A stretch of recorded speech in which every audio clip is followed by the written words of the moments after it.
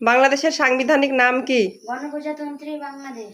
বাংলাদেশ কত সালে স্বাধীন হয়? 1971 সালে। বাংলাদেশের রাজধানীর নাম কি? ঢাকা।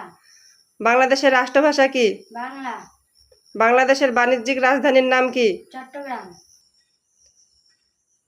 বাংলাদেশের লোক সংখ্যা কত?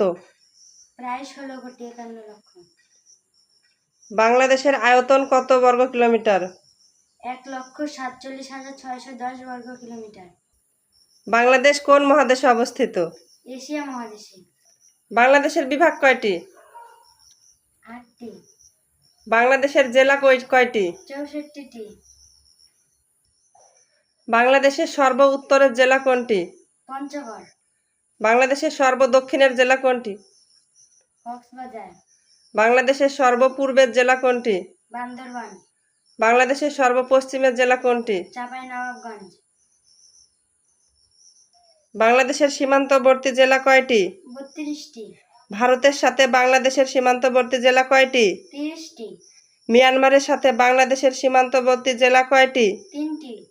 ভারত ও মিয়ানমার উভয় দেশের সাথে সীমান্তবর্তী জেলা কয়টি? 1টি।